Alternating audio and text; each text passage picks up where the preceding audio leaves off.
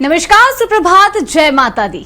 सबसे पहले तो स्वराज एक्सप्रेस की ओर से आप सभी दर्शकों को शारदीय नवरात्र की हार्दिक शुभकामनाएं। जैसा कि आप सभी जानते हैं कि शारदीय नवरात्र की शुरुआत हो चुकी है। नवरात्रि का वो पावन पर्व जब सभी 9 दिन देवियों की, अलग अलग देवियों की बड़ी ही विधि विधान से पूजा अर्चना करते हैं। 9 दिन अलग अलग प्रकार का भोग लगाते हैं, प्रसाद चढ़ाते हैं और यहाँ पर मनोकामनाएं करते हैं कि नवरात्र के दौरान जब देवी माँ आती हैं तो उनका कैसे स्वागत किया जाए, किस विधि विधान से उनकी पूजा की जाए और उन्हें प्रसन्न किया जाए।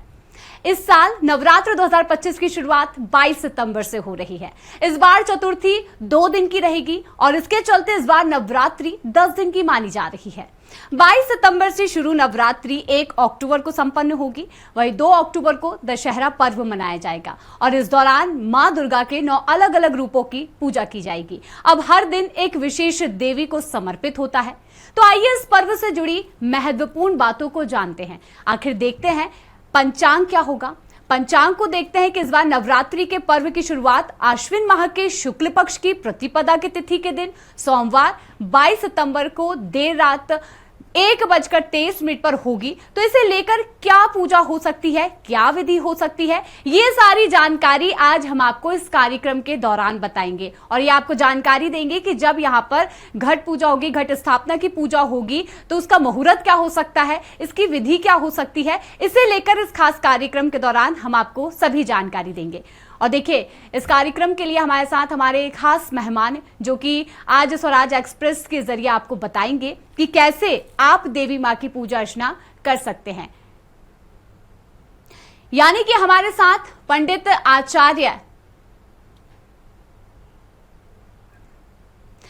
तो जैसा कि आप जानते हैं कि इस खास कार्यक्रम के लिए हमारे साथ खास मेहमान पंडित आचार्य सोमेश परसाई जी हमारे साथ जुड़ चुके हैं, जिनसे हम बातचीत करेंगे और जानेंगे कि शारदीय नवरात्र के इस खास पर्व पर कैसे हम पूजा करें।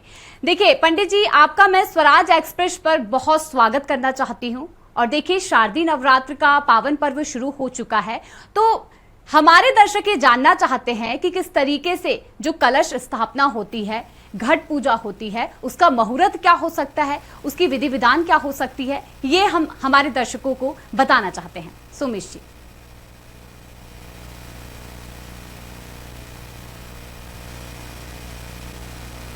काले महापूजा क्रियते याचा वार्षिकी। शरद काल का अर्थ यह है कि समशीतोष्ण पर्व जी। और इस पर्व में सबसे ज्यादा कोई महत्व है तो शरद काल की पूजा का महत्व है जी। अष्टम्याम नवम्याम चतुर्दश्याम चेक चेत सहा श्रोषयन्ति चेव ये भक्त्या मम महात्म्यमुत्तमम्। यदि नवदुर्गा में वह पूजन नहीं कर पा रहा है तो अष्टमी नवमी चतुर्दशी को पूजन करे। किंतु नवदुर्गा का अर्थ है कि 9 शक्तियों को संजोना जी।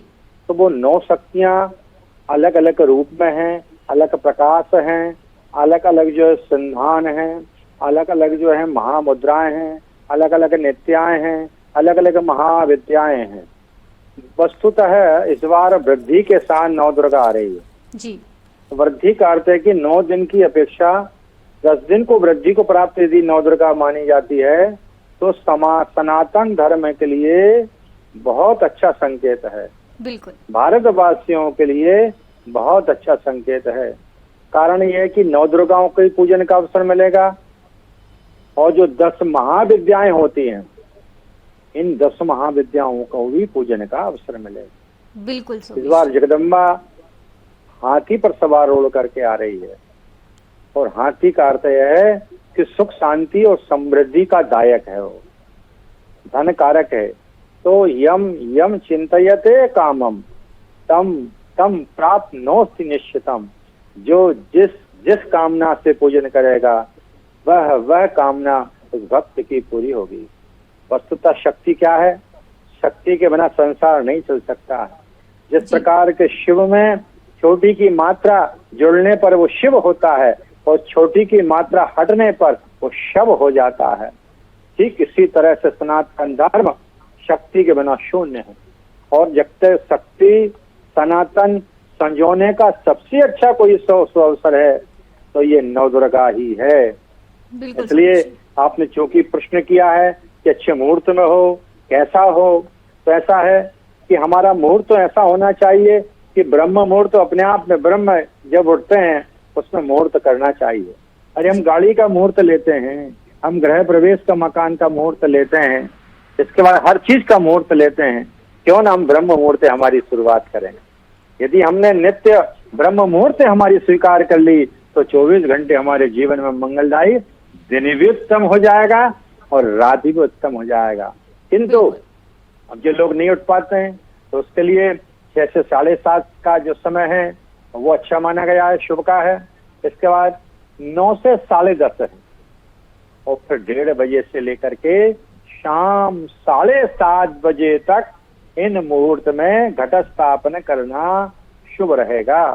तो भाई घट क्या है, कुंभ क्या है, घट की स्थापना क्यों होना चाहिए? क्योंकि समुद्र मंथन के समय जो भगवान धन्वंतरी अमृत कलश लेकर के उत्पन्न हुए थे, तभी से यह और भी मंगलदायक हो गया है। तो घट में सारे देवी देवता जाते हैं, गंगा सिंधु सरस्वती यमुना गोदावरी नर्मदा, सारी देव नदियां जाती हैं, सारे देव आते हैं, ऋग्वेदो यजुर्वेदो सामवेदो अथर्वणा, चारों वेद आ जाते हैं।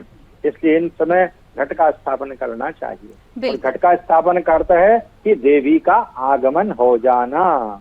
जी सोमेश जी, देखिए घट स्थापना होती है तो यहाँ पर ज्वारे भी बोए जाते हैं, क्या महत्व होता है, क्यों ये खास होता है? देखिए है कि ज्वारे जो है हमारे यहाँ शुभता का, मंगलता का प्रतीक है। बिल्कुल। एक तो उसको एक साइंटिफिक तरीके से भी देखा जाता है, जितने ज्वारे ऊंचे हरे भरे होते हैं उतनी अच्छी फसलें होती हैं। एक तो ये संकेत बताते हैं। और दूसरी बात यह है कि ज्वारे में अन्नपूर्णा का वास होता है। अन्नपूर्णे सदा पूर्णे शंकर प्राण वल्लभे ज्ञान वैराग सिद्ध्यर्थम भिक्षाम च पार्वती। तो साक्षात जगदम्बा उस अन्नपूर्ण में, क्योंकि शास्त्र में कहा था अन्नम ब्रह्म, अन्न में ब्रह्म का वास होता है। इसलिए ज्वारे इसलिए बोए जाते हैं क्योंकि ब्रह्म का वास होने पर शुभदायी मंगलदायी हो जाता है। बिल्कुल बिल्कुल सोमेश जी, देखिए वैसे तो सभी जानते हैं कि नवरात्रि के 9 दिनों में अलग अलग देवियों की पूजा की जाती है, लेकिन देखिए हम जानना चाहते हैं कि 9 देवियों के नाम और क्या महत्व इन 9 दिनों में इन देवियों का होता है, उनके कैसे उनकी पूजा होती है, उन देवियों के नाम क्या होते हैं, ये भी हम जानना चाहते हैं। देखिए ऐसा है कि प्रथमम शैलपुत्रेति, द्वितीयम ब्रह्मचारिणी, तृतीयम चंद्र घंटेति, कूसमांडेति चतुर्थकम, पंचमम स्कंदमातेति, षष्ठम कात्यायनेति च, सप्तमम कालरात्रेति, महागौरीति च अष्टमम, नवमम सिद्धिदात्री च नवदुर्गाः प्रकीर्तिताः। उक्तानि तानि नामानि ब्रह्मणेव महात्मना अग्निना दह्यमानस्तु शत्रु मध्ये गतोरणे। इनके नाम लेने से शत्रुओं का जो प्रभाव शून्य हो जाता है। पहले दिन शैलपुत्री है जी, वह शैलपुत्री ने हिमालय राज की पुत्री बनती है। दूसरे दिन ब्रह्मचारिणी बनती है। तीसरे दिन चंड घंटा है। चौथे दिन कूष्मांडा है। 5वें दिन स्कंद माता है। 6वें दिन कात्यायन ऋषि की कात्यायनी माता, षष्ठम कात्याली, सप्तमम काल रात्रि, 7वें दिन काल रात्रि है। और 8वें दिन जो रोज भोजन करते हैं महानिशा की, उस दिन महागौरी होती है। और 9 दिन सिद्धिदात्री। यदि कोई 8 दिन पूजन नहीं करता है तो अकेले 9 दिन सिद्धिदात्री के दिन पूजन कर लेता है, जिसको कहते हैं कुल देवी की पूजन कर लेता है, तो उसको 9 दिन का फल मिल जाता है। ये 9 देवियां हैं, इनके 9 अलग प्रकार हैं, 9 इनके जो है पृथक पूजन है। 9 तो विषय वस्तुतः है वैश्यो धनक मापनोति शूद्रा शुद्धति पादकात्। ये चारों वर्णों की कन्या का समान रूप से पूजन करना चाहिए। ब्राह्मण की कन्या का पूजन करेंगे तो विवेक और धर्म की प्राप्ति होगी। क्षत्रिय की कन्या का पूजन करेंगे विजय यश कीर्ति प्राप्त होगी। वैश्य की कन्या का पूजन करेंगे व्यापार में वृद्धि होगी, आपके आजीविका के साधन बढ़ेंगे। और शूद्रा शुद्धति पादकात्। और चतुर्थ वर्ण की पूजन करने से पातकों से मुक्ति, पापों से मुक्ति और संतान सुख मिलेगा। इसलिए नवदुर्गा कोई मनोरंजन का साधन नहीं, ये शक्ति का साधन है। जितना बिल्कुल। शक्ति करेंगे उतना आनंद मिलेगा। बिल्कुल। सोमेश जी देखिए, एक और अच्छा सवाल मैं ये जानना चाहती हूँ कि यहाँ पर 9 दिन होते हैं नवरात्रि के, तो अलग अलग भोग देवियों को लगाया जाता है, तो क्या अलग अलग जी। भोग को लेकर कुछ खास यहाँ पर महत्व होता है कि कौन से दिन देवी को कौन सा भोग लगाएं? देखिए 9 दिन का अलग अलग भोग का महत्व तो रहता ही है, जी तो 9 दिन लगाना भी चाहिए। अलग अलग जगह अलग अलग बताया गया है। वस्तु तो है 9 दिनों में भगवती को केले के भोग लगाना चाहिए, खीर पूरी का भोग लगाना चाहिए, गुड़ का भोग लगाना चाहिए, पंचामृत का भोग लगाना चाहिए, धान्य का भोग लगाना चाहिए, सतुआ का भोग लगाना चाहिए, बतेशा का भोग लगाना चाहिए, घी का भोग लगाना चाहिए, साथ साथ मालपू का भोग लगाना चाहिए और नमकीन चिवड़ा का भोग लगाना चाहिए और साथ साथ समोसे का भी भोग लगाना चाहिए। ये 9 दिन के 9 भोग हैं। इस प्रकार से लगाने से भगवती शुभता और मंगलता भी दे। लेकिन वस्तुतः जो आपकी व्यवस्था हो उस भगवती, क्योंकि नित्यानंद करी बड़ा भय करी सौंदर्य रत्ना करी, जिस भाव से अन्नपूर्णा का भोग लगाएंगे उस भाव को स्वीकार कर लेती है वह जगदम्बा। बिल्कुल। सोमेश जी, अभी आपने कहा समोसे का भोग लगाया जाता है, इसमें कुछ खास है? क्योंकि देखिए समोसे का भोग मतलब मुझे ऐसा लगता है कि मैंने नहीं सुना है। समोसे का भोग जो है उसको हमने जोड़ा है जी। हमने इसलिए जोड़ा है, तो इसको ऐसा जोड़ा इसलिए हमने इसको मानते हैं कि तिक्त पदार्थ उसमें कहा है। बिल्कुल। तो तिक्त पदार्थ में आप उसमें नमकीन भी जोड़ सकते हैं, चूड़ा भी जोड़ सकते हैं और वो भी समोसे भी जोड़ सकते हैं। तो तिक्त में आप जो भी उसमें जोड़ना चाहें जोड़ सकते हैं। तो जैसे अपन खीर पूरी में तो तिक्त होना चाहिए, तो तिक्त में आप जो भी चाहे उसमें जोड़ा जा सकता है। जी बिल्कुल सोमेश जी। देखिए नवरात्रि के समय पर खासतौर से विद्युदाम समप्रभाम भगवत स्कंद सताम भीषणाम कन्यावी करवाल खेड बिल सदस्ता विरा सेविताम हस्ते चक्र गदाज खेड विस्कान चापम गुणम तर्जनीम बिभ्राणाम मनलात्मिकाम शशिधराम दुर्गाम त्रिनेत्राम मुझे। भगवती को रक्त वस्त्र बहुत भेजते हैं। सरस्वती के पूजन करने जा रहे हैं तो श्वेत वस्त्र से पूजन करना चाहिए। इसके बाद महाकाली को जो है कृष्ण वस्त्र से पूजन करना चाहिए, श्वेत वस्त्र से पूजन करना चाहिए। तो 3 वर्ण सत रज तम, इन 3 रंगों से भगवती का पूजन करना चाहिए और 3 प्रकार के पुष्पों से भी पूजन करना चाहिए। श्वेत कमल हो, लाल कमल हो, नील कमल हो, इसके बाद जासौन हो, गुलाब हो और साथ साथ निब्बू हो, बिलपत्र हो, अनार हो, क्योंकि दाढ़ में कुसुम प्रभा यही नमा। दाढ़मी यानी जो अनार का पुष्प है वो भगवती को अत्यधिक प्रिय है। ठीक इसी प्रकार से रंगों का महत्व भी है। बिल्कुल सोमेश जी। देखिए यहाँ पर मंत्र और पाठ का अगर हम बात करें तो कौन सा मंत्र जो हम देवी जी के लिए यहाँ पर मंत्र पढ़ सकते हैं या फिर कौन सा पाठ हम कर सकते हैं? जैसे कि सप्तशती का पाठ हमने ज्यादा सुना है। देखिए ऐसा है, यदि आपके पास समय अच्छा हो तो निश्चित रूप से दुर्गा सप्तशती से अच्छा कोई पाठ नहीं है जी। दुर्गा सप्तशती का पाठ करने से उसमें लिखा है तीव्र वर्षई यथात्मनो, जो भी व्यक्ति 3 वर्ष तक भगवती का लगातार दुर्गा पाठ कर लेता है प्रत्यक्षम प्राह चंडिका। 3 वर्ष में पाठ करने पर साक्षात जगदम्बा उनको जो है दर्शन दे देती है। बिल्कुल। यदि वह दुर्गा पाठ नहीं कर पा रहा है, इतना समय नहीं है, तो देवी सूक्तम कम बड़ा, क्योंकि सच्चा वैसे तपस्या से देवी सूक्तम परम जपन, सूर्य नाम जो समाधि ने जो जप किया है वो देवी सूक्त का ही पाठ किया है। यदि दुर्गा पाठ नहीं कर पा रहा है व्यक्ति तो देवी सूक्त का पाठ करने से उसको फल मिल जाए। और भी उसके पास समय नहीं है तो नवार्ण मंत्र का जप कर ले। और भी उसके पास समय नहीं है तो उसने जो गुरुजी ने जो मंत्र दिया है उसका जप कर ले, तो भी उसको लाभ मिलेगा और आनंद मिलेगा। बिल्कुल सोमेश जी। देखिए नवरात्रि के पर्व पर जिस तरीके से कन्या पूजन होती है, कन्या पूजन का बेहद खास महत्व होता है जी। इसके बारे में थोड़ा जानकारी हम जानना चाहेंगे। जी। कन्या तो 2 वर्ष से लेकर के 10 वर्ष की कन्या को कन्या कहा है जी। तो 2 वर्ष से लेकर के 10 वर्ष की कन्या का असली महत्व माना गया है, क्योंकि जगदम्बा साक्षात कन्या के रूप में ही बैठी हैं। अभी हमने कहा था कि 4 वर्णों की कन्या का समान रूप से पूजन करना चाहिए। बिल्कुल। उनके पैर पखारें, उनके चरणों के जल को लें और उनको प्रसन्न करें।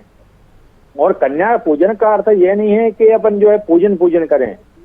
समाज में एक आप के बहाने स्वराज एक्सप्रेस चैनल के माध्यम से मैं समाज में एक संदेश भी देना चाहता हूँ। कन्या का पूजन करने के साथ साथ भ्रूण हत्या के महापाप से भी बचें, क्योंकि पुत्र और पुत्री में भेद नहीं करना चाहिए। पुत्र और पुत्री में जो व्यक्ति भेद करता है मैं महापातकी बन जाता है।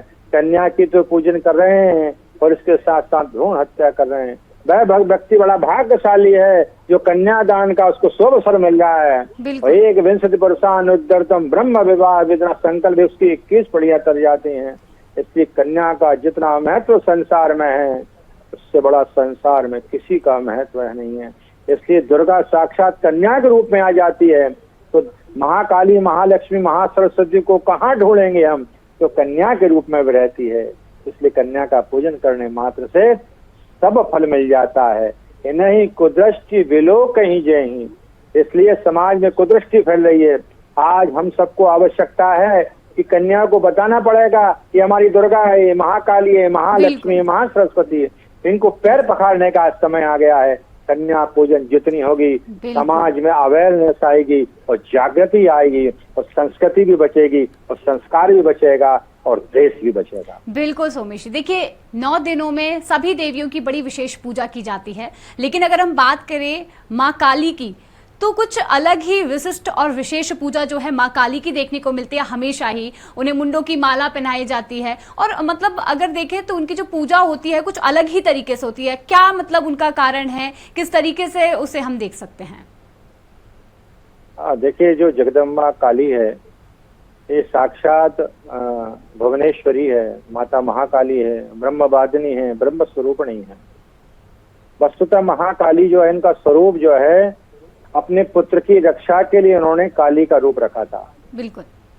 क्योंकि जब उनके पुत्र का सिर धड़ से अलग हो गया, शिव द्वारा हटाया गया, तो पूरे संसार को भयाक्रांत करते हुए प्रलयंकारी बनने लगी।